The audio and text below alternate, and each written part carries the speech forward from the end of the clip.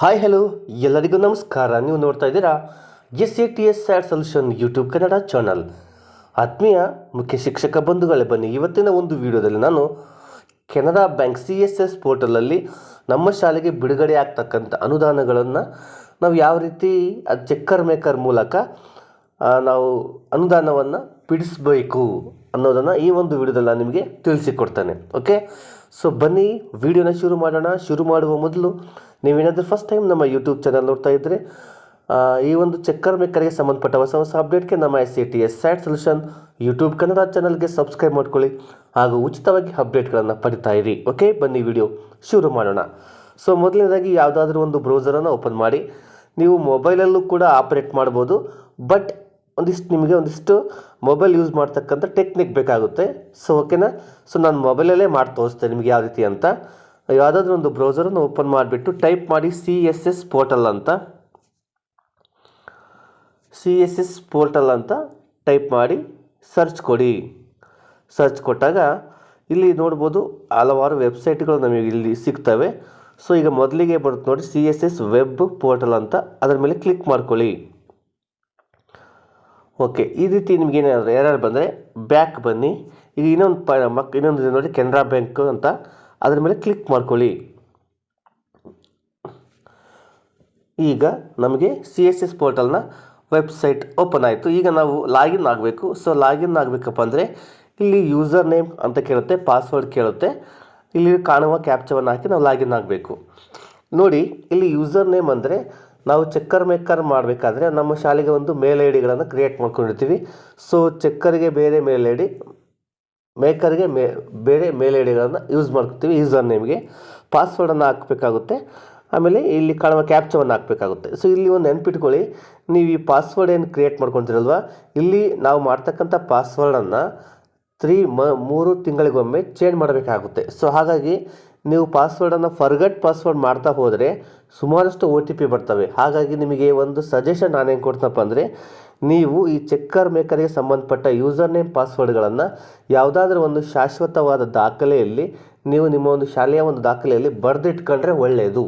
ಓಕೆನಾ, ಪದೇ forgot password ಮಾಡ್ತಾ ಹೋದರೆ ಅದು ಲಾಂಗ್ ಟೈಮ್ ತೊಗೊಳುತ್ತೆ ಪಾಸ್ವರ್ಡನ್ನು ಸೆಟ್ ಮಾಡ್ಕೊಳ್ಳೋದಕ್ಕೆ. ಸೊ ಹಾಗಾಗಿ ನೀವು ಹಳೆ ಪಾಸ್ವರ್ಡ್ ಗೊತ್ತಿದ್ದರೆ ಹೊಸ ಪಾಸ್ವರ್ಡನ್ನು ಸುಲಭವಾಗಿ ನಾವು ಕ್ರಿಯೇಟ್ ಮಾಡ್ಕೋಬೋದು. ಹಾಗಾಗಿ ನಾನು ನಿಮಗೆ ಕೊಡ್ತಕ್ಕಂಥ ಸಜೆಷನ್ ಏನಪ್ಪ ಅಂದರೆ, ಈ ಚೆಕ್ಕರ್ ಮೇಕರ್ಗೆ ಸಂಬಂಧಪಟ್ಟ ಯೂಸರ್ ನೇಮ್ ಪಾಸ್ವರ್ಡ್ಗಳನ್ನು ನೀವೆಲ್ಲಾದರೂ ಬರೆದಿಟ್ಕೊಳ್ಳಿ. ಸೊ ಈಗ ನಾನಿಲ್ಲಿ ಯೂಸರ್ ನೇಮ್ ಪಾಸ್ವರ್ಡ್ ಕ್ಯಾಪ್ಚವನ್ನು ಹಾಕಿ ಲಾಗಿನ್ ಮೇಲೆ ಕ್ಲಿಕ್ ಮಾಡ್ತೇನೆ. ಸೊ ಈ ಲಾಗಿನ್ ಮೇಲೆ ಕ್ಲಿಕ್ ಮಾಡಿದ ತಕ್ಷಣ ನಿಮಗೆ ಈ ಒಂದು ಚೆಕ್ಕರ್ ಮೇಕರ್ಗೆ ನೀವೇನು ಕೊಟ್ಟಿರ್ತೀವಿ, ಅಲ್ಲಿ ರಿಜಿಸ್ಟರ್ ಮಾಡಿಸಿರ್ತೀರಿ ನಿಮ್ಮ ಶಾಲೆನ, ಅಲ್ಲಿ ರಿಜಿಸ್ಟರ್ ಆಗಿರ್ತಕ್ಕಂಥ ಮೊಬೈಲ್ ನಂಬರು ಮತ್ತು ಮೇಲ್ ಐ ಡಿ ಎರಡಕ್ಕೂ ಕೂಡ OTP ಹೋಗ್ತವೆ. ಆ OTPಯನ್ನು ಹಾಕಬೇಕಾಗುತ್ತೆ ನೀವು.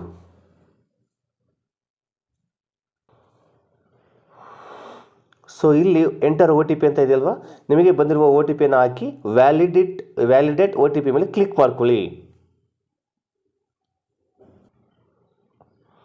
ಸೊ ಲಾಗಿನ್ ಆದ ನಂತರ ಈ ರೀತಿ ಒಂದು ಮೆಸೇಜ್ ಬರುತ್ತೆ. ಇದನ್ನು ಕ್ಲೋಸ್ ಮೇಲೆ ಕ್ಲಿಕ್ ಮಾಡಿ ಅದು ಹೋಗುತ್ತೆ. ನೆಕ್ಸ್ಟ್ ನಮಗೆ ಈ ರೀತಿ ಒಂದು ಹೋಮ್ ಪೇಜ್ ಕಾಣುತ್ತಲ್ವ. ಸೊ ಇಲ್ಲಿ ಹೋಮ್ ಪೇಜಲ್ಲಿ ನೋಡ್ಬೋದು ಒಂದು ಗ್ರಾಫ್ ಕಾಣುತ್ತೆ, ನಿಮಗೆ ಪೈ ನಕ್ಷೆ ಕಾಣುತ್ತೆ. ಇದರಲ್ಲಿ ಈ ಬ್ಲೂ ಕಲರಲ್ಲಿ ಏನು ಕಾಣುತ್ತಲ್ವ, ಈ ಬ್ಲೂ ಕಲರ್ ಕಾಣತಕ್ಕಂಥದ್ದು ಅಮೌಂಟು ಯುಟಿಲೈಸ್ಡ್ ಅಮೌಂಟು, ಅಂದರೆ ನೀವು ಖರ್ಚು ಮಾಡಿರ್ತಕ್ಕಂಥ ಈ ಒಂದು ಆರ್ಥಿಕ ವರ್ಷದಲ್ಲಿ ನೀವು ಖರ್ಚು ಮಾಡಿರ್ತಕ್ಕಂಥ ಅಮೌಂಟು. ಈ ಕೇಸರಿ ಕಲರಲ್ಲಿ ಏನು ಕಾಣುತ್ತಲ್ವ ಅದು ನೀವು ಯೂಸ್ ಮಾಡದೇ ಇರ್ತಕ್ಕಂಥ ಅಮೌಂಟು, ಇನ್ನು ಯುಟಿಲೈಸ್ ಮಾಡದೇ ಇರ್ತಕ್ಕಂಥ ಅಮೌಂಟ್ ಇದು. ಓಕೆನಾ, ಇಲ್ಲಿ ಮೇಲ್ಗಡೆ ಕಾಣುತ್ತೆ ಟೋಟಲ್ ಬಜೆಟ್ ಎಷ್ಟು ಅಲೋಕೇಟ್ ಆಗಿದೆ, ನಿಮಗೆ ನೀವು ಎಷ್ಟು ಎಕ್ಸ್ಪೆಂಡಿಚರ್ ಮಾಡಬಹುದು ಅಂತ ಇಲ್ಲಿ ಕಾಣ್ತಾ ಇದೆ. ಸೊ ಈಗ ನಾನು ಯಾವುದಾದ್ರೂ ಒಂದು ಅನುದಾನವನ್ನು, ಫಾರ್ ಎಕ್ಸಾಂಪಲ್ ಈಗ ಶಾಲೆಗೆ ಸುಮಾರಷ್ಟು ಅನುದಾನಗಳು ಬಂದಿದ್ದಾವೆ. ಶಾಲಾ ಅನುದಾನ ಬಂದಿದೆ, ಎಕೋ ಕ್ಲಬ್ ಬಂದಿದೆ, ಆಮೇಲೆ UDES ಬಂದಿದೆ, LBI ಬಂದಿದೆ, ಹೀಗೆ ಸುಮಾರಷ್ಟು ಅನುದಾನಗಳು ಬಂದಿದ್ದಾವೆ. ಈಗ ಎಲ್ಲ ಅನುದಾನಗಳು ಬಿಡಿಸ್ತಕ್ಕಂಥ ಪ್ರೊಸೀಜರ್ ಒಂದೇ. ನಮಗೇನು ಗೊತ್ತಿರಬೇಕು, ಅವುಗಳ ಒಂದು ಕಾಂಪೊನೆಂಟ್ ಗೊತ್ತಿರಬೇಕು. ಕಾಂಪೊನೆಂಟ್ ಕೋಡ್ ಗೊತ್ತಿದ್ದರೆ ನಾನೀಗ ತೋರಿಸ್ತಕ್ಕಂಥ ಪ್ರೊಸೀಜರ್ ಸೇಮ್ ಎಲ್ಲದಕ್ಕೂ ಒಂದೇ ಇರುತ್ತೆ. ಸರಿನಾ? ಈಗ ನಾನು ಯಾವ ರೀತಿ ಪೇಮೆಂಟನ್ನು ಇನಿಷಿಯೇಟ್ ಮಾಡಬೇಕು. ಓಕೆ, ನೋಡಿ ಇಲ್ಲಿ 2 ರೀತಿಯ ಒಂದು ಲಾಗಿನ್ ಇದ್ದಾವೆ, ಒಂದು ಮೇಕರ್ ಮತ್ತು ಚೆಕ್ಕರ್ ಅಂತ. ನಾವು ಪೇಮೆಂಟ್ ಇನಿಷಿಯೇಟ್ ಯಾವುದ್ರಲ್ಲಿ ಮಾಡ್ತೀವಪ್ಪ ಅಂದರೆ, ನಾವು ಮೇಕರಲ್ಲಿ ಮಾಡಬೇಕಾಗುತ್ತೆ. ಸೊ ಈಗ ನಾನು ಮೇಕರ್ ಲಾಗಿನಲ್ಲಿ ಕೆಲಸವನ್ನು ಮಾಡ್ತಾ ಇದ್ದೇನೆ, ನೆನ್ಪಿಟ್ಕೊಳ್ಳಿ. ಓಕೆ, ಮೇಕರಲ್ಲಿ ಪೇಮೆಂಟನ್ನು ನಾವು ಮಾಡಬೇಕಾಗಿದೆ. ಯಾವ ರೀತಿ? ಈಗ ಹೋಮ್ ಪೇಜಿಗೆ ಬಂದಿದ್ದೀನಲ್ಲ, ಇಲ್ಲಿ ಮೆನು ಅಂತ ಒಂದು ಆಪ್ಷನ್ಸ್ ಕಾಣ್ತಾ ಇದೆಯಲ್ವಾ, ಈ ಮೆನು ಮೇಲೆ ಕ್ಲಿಕ್ ಮಾಡ್ತೇನೆ.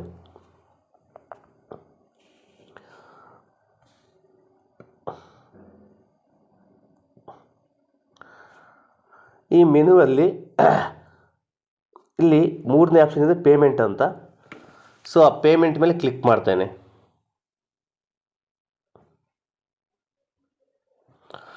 ಅದರಲ್ಲಿ 3 ಆಪ್ಷನ್ ಬರುತ್ತೆ, ಬೆನಿಫಿಷರಿ, ವೆಂಡರ್, ಪೇಮೆಂಟ್ ಫೈಲ್ ಅಂತ. ಸೊ ನಾನೀಗ 3ನೇ ಆಪ್ಷನ್ ಇದೆ ನೋಡಿ, ಪೇಮೆಂಟ್ ಫೈಲ್ ಅಂತ, ಅದ್ರ ಮೇಲೆ ಕ್ಲಿಕ್ ಮಾಡ್ತೇನೆ.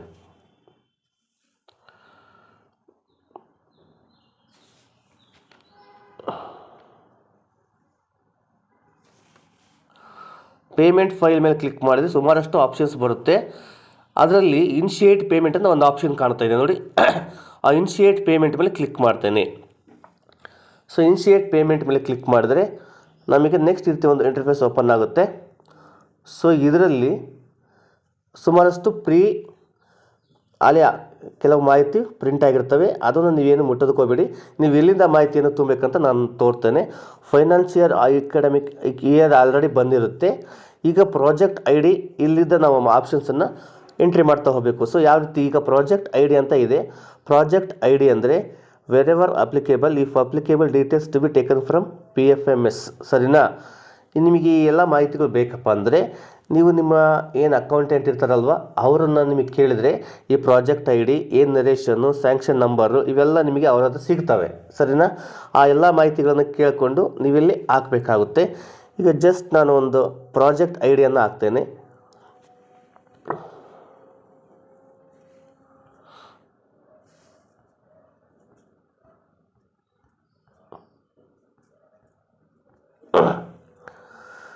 ಓಕೆ, ನೆಕ್ಸ್ಟ್ ನರೇಷನ್ ಮೇಲೆ ಕ್ಲಿಕ್ ಮಾಡ್ತೇನೆ. ನರೇಷನ್ ಅಂದರೆ ಈಗ ಯಾವ ಅನುದಾನವನ್ನು ಪೇಮೆಂಟ್ ಇನಿಷಿಯೇಟ್ ಮಾಡ್ತಾರಲ್ವ, ಅದರ ಬಗ್ಗೆ ಒಂದಿಷ್ಟು ಡೀಟೇಲ್ಸ್ ಅಂತ. ಓಕೆನಾ? ಈಗ ನಾನು UDAIS ಅನುದಾನದ ಬಗ್ಗೆ ಪೇಮೆಂಟ್ ಇನಿಷಿಯೇಟ್ ಮಾಡ್ತಾಯಿದ್ದೀನಿ. ಸೊ ಅದಕ್ಕೆ ನಾನು ಏನು ಮಾಡ್ತಾಯಿದ್ದೀನಿ ಅಂದರೆ UDAIS ಗ್ರ್ಯಾಂಟ್ ಫಾರ್ GLPS ಅಂತ ಹಾಕ್ಬಿಟ್ಟು ನಿಮ್ಮ ಶಾಲೆ ಹೆಸರನ್ನು ಹಾಕಬೇಕಾಗುತ್ತೆ. ಓಕೆನಾ? ಫಾರ್ ಎಕ್ಸಾಂಪಲ್, ನೀವು ಶಾಲಾ ಅನುದಾನಕ್ಕೆ ನೀವು ಇನಿಷಿಯೇಟ್ ಮಾಡ್ತಾ ಇದ್ದೀರಾ ಪೇಮೆಂಟ್ ಅಂದರೆ ಸ್ಕೂಲ್ ಗ್ರ್ಯಾಂಟ್ ಫಾರ್ GLPS ಅಂತ ನಿಮ್ಮ ಶಾಲೆ ಹೆಸರು ಹಾಕಿ. ಎಕೋ ಕ್ಲಬ್ಬಿಂದು ಅನುದಾನ ನೀವು ಪೇಮೆಂಟ್ ಇನಿಷಿಯೇಟ್ ಮಾಡ್ತಾ ಇದ್ದೀರಾ ಅಂದರೆ eco club grant for GLPS ಅಂತ ಹಾಕಿ ನಿಮ್ಮ ಶಾಲೆ ಹೆಸರನ್ನು ಹಾಕ್ಬಿಡಿ. ಓಕೆನಾ? ಸ್ಯಾಂಕ್ಷನ್ ನಂಬರ್ ಅಂತ ಕೇಳುತ್ತೆ, ಸ್ಯಾಂಕ್ಷನ್ ನಂಬರನ್ನು ಹಾಕಿ. ಇಲ್ಲಿ ಸ್ಯಾಂಕ್ಷನ್ ಡೇಟ್ ಅಂತ ಹಾಕಿ. ಇಲ್ಲಿ ಸ್ಯಾಂಕ್ಷನ್ ಡೇಟ್ ಅಂದರೆ ನೀವು ಯಾವ ಡೇಟ್ ನೀವು ಕ್ರಿಯೇಟ್ ಮಾಡ್ತಿರಲ್ವ ಆ ಡೇಟ್ ಹಾಕಿದ್ರು ಕೂಡ ನಡೆಯುತ್ತೆ. ಓಕೆನಾ? ನೆಕ್ಸ್ಟ್ ಸ್ಯಾಂಕ್ಷನ್ ಕಾಪಿ ಅಂತ ಇದೆ. ಇಲ್ಲಿ ಸ್ಯಾಂಕ್ಷನ್ ಕಾಪಿ ಅಂದರೆ ನಿಮ್ಮ ಸ್ಕೂಲಿಗೆ ಏನು ಸ್ಯಾಂಕ್ಷನ್ ಆಗಿರ್ತಲ್ವ ಆ ಕಾಪಿಯನ್ನು ಹಾಕಬೇಕಾಗುತ್ತೆ, ಬಟ್ ಇದೇನು ಮ್ಯಾಂಡೇಟರಿ ಅಲ್ಲ. ನೆಕ್ಸ್ಟ್ ಇಲ್ಲಿ ರಿಮಾರ್ಕ್ಸ್ ಅಂತ ಇರುತ್ತೆ. ಇಲ್ಲಿ ಇನ್ನೂ ಒಂದು ನೆನ್ಪಿಟ್ಕೋಬೋದು, ಈ ಸ್ಯಾಂಕ್ಷನ್ ಕಾಪಿ ಇದೆಯಲ್ವ, ಇಲ್ಲಿ ನೀವೇನು ಹಾಕ್ಬೋದಪ್ಪ ಅಂದರೆ ನೀವು ಈ ಶಾಲಾ ಅನುದಾನವನ್ನು ಬಿಡಿಸೋದಕ್ಕೆ ನೀವು STMC ಒಂದು ರೆಸೊಲ್ಯೂಷನ್ ಮಾಡಿರ್ತೀರಲ್ವ, ಆ ರೆಸೊಲ್ಯೂಷನ್ ಕಾಪಿಯನ್ನು ಕೂಡ ಇಲ್ಲಿ ನೀವು ಸ್ಯಾಂಕ್ಷನ್ ಕಾಪಿಯಲ್ಲಿ ಅಪ್ಲೋಡ್ ಮಾಡಬಹುದು. ಓಕೆನಾ? ಏನು ಅಡ್ಡಿ ಇಲ್ಲ. ಇಲ್ಲಿ ರಿಮಾರ್ಕಲ್ಲಿ ಈ ನೆರೇಷನಲ್ಲಿ ಏನು ಬರೆದಿರ್ತಿರಲ್ವ ಅದೇ ಅಂಶವನ್ನು ಇಲ್ಲಿ ರಿಮಾರ್ಕಲ್ಲೂ ಕೂಡ ಬರೀಬೇಕಾಗುತ್ತೆ. ಓಕೆನಾ? ಬರೆದು ಬಿಟ್ಟು ನೀವೇನು ಮಾಡಿ ಸೇವ್ ಫೈಲ್ ಮೇಲೆ ಕ್ಲಿಕ್ ಮಾಡಬೇಕಾಗುತ್ತೆ.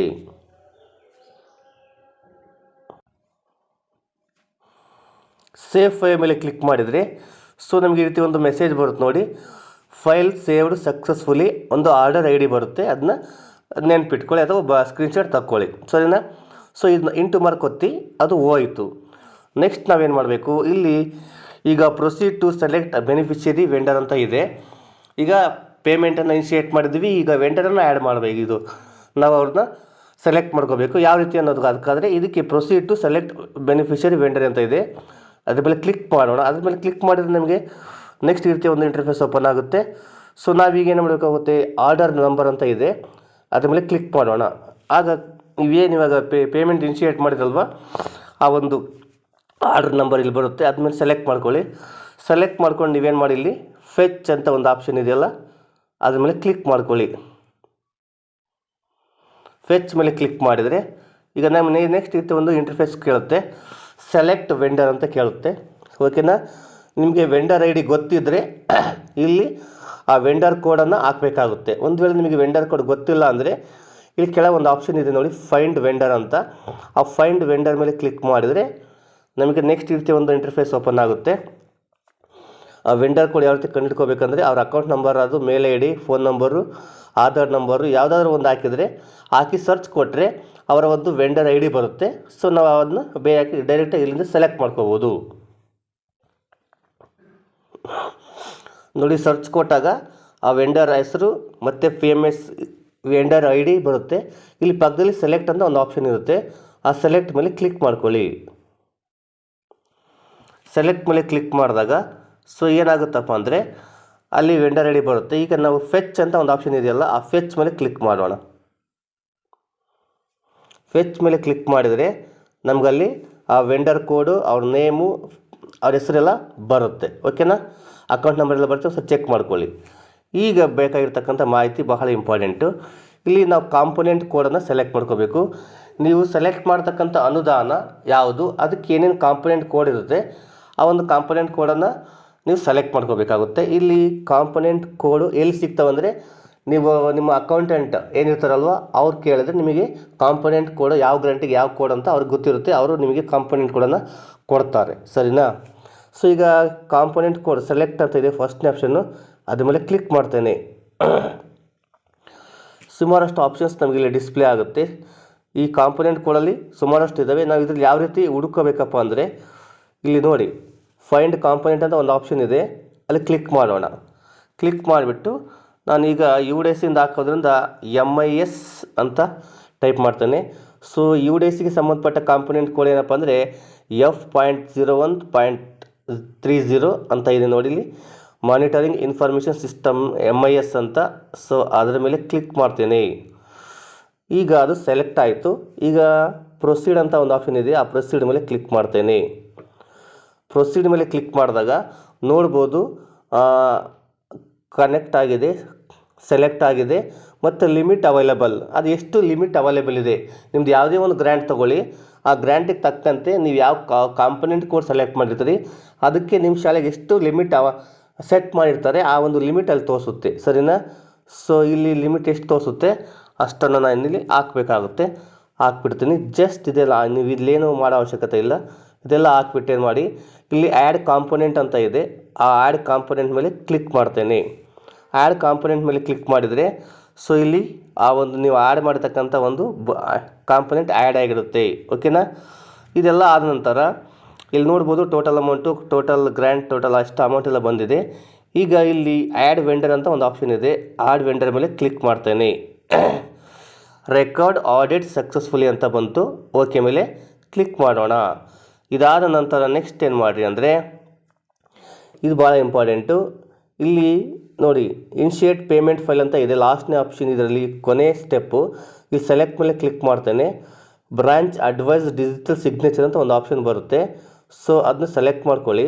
ಅದನ್ನ ಸೆಲೆಕ್ಟ್ ಮಾಡ್ಕೊಂಡಾದ್ಮೇಲೆ ಇಲ್ಲಿ ಎಲ್ಲೋ ಕಲರಲ್ಲಿ ಇನ್ಶಿಯೇಟ್ ಪೇಮೆಂಟ್ ಫೈಲ್ ಅಂತ ಕಾಣುತ್ತಲ್ವ, ಅದ್ರ ಮೇಲೆ ಕ್ಲಿಕ್ ಮಾಡಬೇಕಾಗುತ್ತೆ. ಅದು ಕ್ಲಿಕ್ ಮಾಡಿದರೆ ನಿಮ್ಮ ಪೇಮೆಂಟ್ ಫೈಲು ಇನ್ಶಿಯೇಟ್ ಆಗುತ್ತೆ. ಸೊ ಇದನ್ನು ಸ್ಕ್ರೀನ್ಶಾಟ್ ತಗೊಳ್ಳಿ ಅಥವಾ ಬರೆದಿಟ್ಕೊಳ್ಳಿ, ಇದನ್ನು ಇಂಟು ಮಾಡಿದ್ರೆ ಹೋಯಿತು. ಸರಿನಾ?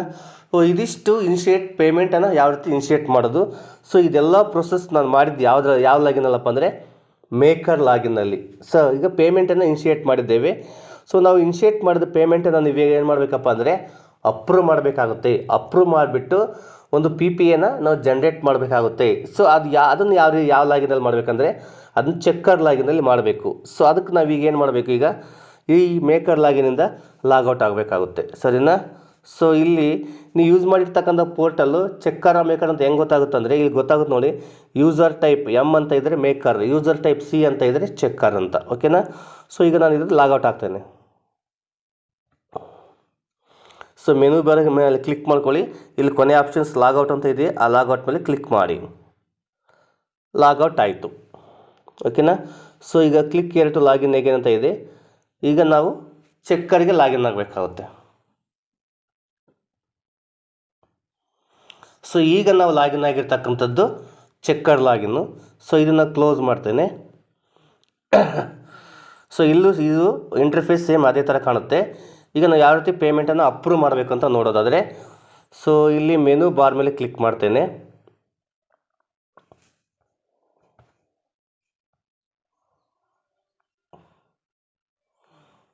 ಎಗೇನ್ ಪೇಮೆಂಟ್ ಮೇಲೆ ಕ್ಲಿಕ್ ಮಾಡ್ತೇನೆ.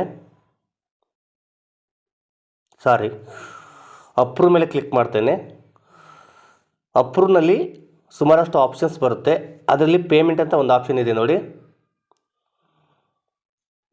ಪೇಮೆಂಟ್ ಆಪ್ಷನ್ ಮೇಲೆ ಕ್ಲಿಕ್ ಮಾಡ್ತೇನೆ.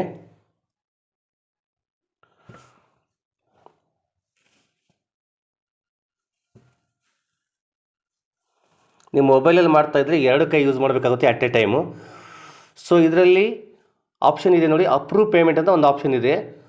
ಅಪ್ರೂವ್ ಪೇಮೆಂಟ್ ಮೇಲೆ ಕ್ಲಿಕ್ ಮಾಡ್ತೇನೆ.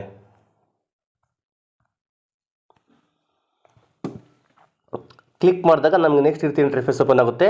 ಈಗ ಆರ್ಡರ್ ನಂಬರ್ ಅಂತ ಕೇಳುತ್ತೆ. ಸೆಲೆಕ್ಟ್ ಮೇಲೆ ಕ್ಲಿಕ್ ಮಾಡೋಣ. ನೀವೇನು ಇನಿಷಿಯೇಟ್ ಪೇಮೆಂಟ್ ಮಾಡಿರ್ತೀರಲ್ವ ಅದು ಇಲ್ಲಿ ಬಂದಿರುತ್ತೆ, ಚೆಕ್ ಮಾಡ್ಕೊಳ್ಳಿ. ಫೆಚ್ ಮೇಲೆ ಕ್ಲಿಕ್ ಮಾಡ್ತೇನೆ. ಈಗ ನಿಮಗೆ ನೆಕ್ಸ್ಟ್ ರೀತಿ ಒಂದು ಇಂಟರ್ಫೇಸ್ ಓಪನ್ ಆಗುತ್ತೆ. ಇಲ್ಲಿ ಸುಮಾರಷ್ಟು ಆಪ್ಷನ್ಸ್ ಇದೆ. ಇಲ್ಲಿ ಕೆಳಗಡೆ ನೋಡ್ಬೋದು approve and generate OTC advice ಅಂತ ಕೇಳುತ್ತೆ. ಸೊ ಅಪ್ರೂವ್ ಮೇಲೆ ಕ್ಲಿಕ್ ಮಾಡ್ಕೊಳ್ಳಿ. ಒಂದು ವೇಳೆ ನೀವೇನಾದರೂ ತಪ್ಪಾಗಿ ಏನಾದರೂ ಪೇಮೆಂಟ್ ಇನಿಷಿಯೇಟ್ ಮಾಡಿದರೆ ರಿಜೆಕ್ಟ್ ಮಾಡೋದಕ್ಕೆ ಕೂಡ ಅವಕಾಶ ಇರುತ್ತೆ, ಸರಿನಾ? ಸೊ ಈಗ ನಾನು ಅಪ್ರೂವ್ ಮಾಡ್ತೇನೆ. ನೋಡ್ಬೋದು ಅಪ್ರೂವ್ ಸಕ್ಸಸ್ಫುಲಿ ಅಂತ ಬಂತು. ಓಕೆನಾ? ಇದನ್ನು ಕ್ಲೋಸ್ ಮಾಡ್ತೇನೆ. ಈಗ ನಾವು ಪೇಮೆಂಟ್ ಅಪ್ರೂವ್ಡ್ ಆಯಿತು. ಈಗ ಒಂದು ಬ್ಯಾಂಕಿಗೆ ಕೊಡೋಕ್ಕೆ ಒಂದು PPA ಅಂತ ಇದೆಯಲ್ವ, ಅದನ್ನು ಯಾವ ರೀತಿ ಜನ್ರೇಟ್ ಮಾಡೋದು ಅಂತ ಈಗ ನೋಡೋಣ. ಸೊ ಎಗೇನ್ ನಾನೇನು ಮಾಡ್ತೇನೆ,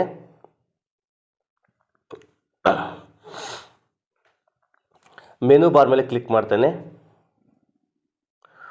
ಅಪ್ರೂವ್ ಮೇಲೆ ಕ್ಲಿಕ್ ಮಾಡ್ತೇನೆ. ಪೇಮೆಂಟ್ ಮೇಲೆ ಕ್ಲಿಕ್ ಮಾಡ್ತೇನೆ. ಅದರಲ್ಲಿ ಒಂದು ಆಪ್ಷನ್ಸ್ ಕಾಣ್ತಾ ಇದೆ ನೋಡಿ, ಜನರೇಟ್ PPA ಆರ್ DSC ಅಂತ, ಅದರ ಮೇಲೆ ಕ್ಲಿಕ್ ಮಾಡ್ತೇನೆ. ಸುಮಾರಷ್ಟು ಇಲ್ಲಿ ಆಪ್ಷನ್ಸ್ ಬರ್ತದೆ. ನೀವು ಯಾವ್ಯಾವೆಲ್ಲ ಇದು ಮಾಡಿರ್ತೀರಿ, ಅಪ್ರೂವ್ ಮಾಡಿರ್ತೀವಿ ಅವೆಲ್ಲ ಇಲ್ಲಿ ಡಿಸ್ಪ್ಲೇ ಆಗುತ್ತೆ. ಸೊ ನಾನು ಈಗ ಯಾವ ರೀತಿ ತಗೊಳೋದಂತ ನೋಡ್ತೇನೆ. ಇಲ್ಲಿ ನೋಡ್ಬೋದು ಅಡ್ವೈಸ್ DSC ರಿಜೆಕ್ಟ್ ಅಂತ ಇರುತ್ತೆ. ಇಲ್ಲಿ ಅಡ್ವೈಸ್ ಮೇಲೆ ಕ್ಲಿಕ್ ಮಾಡ್ತೇನೆ. ನೋಡ್ಬೋದು ನಮಗೆ PPA PDF ರೂಪದಲ್ಲಿ ಡೌನ್ಲೋಡ್ ಆಯಿತು. ಸೊ ಇದನ್ನು ಪ್ರಿಂಟ್ ಮೇಲೆ ಕ್ಲಿಕ್ ಮಾಡ್ತೇನೆ.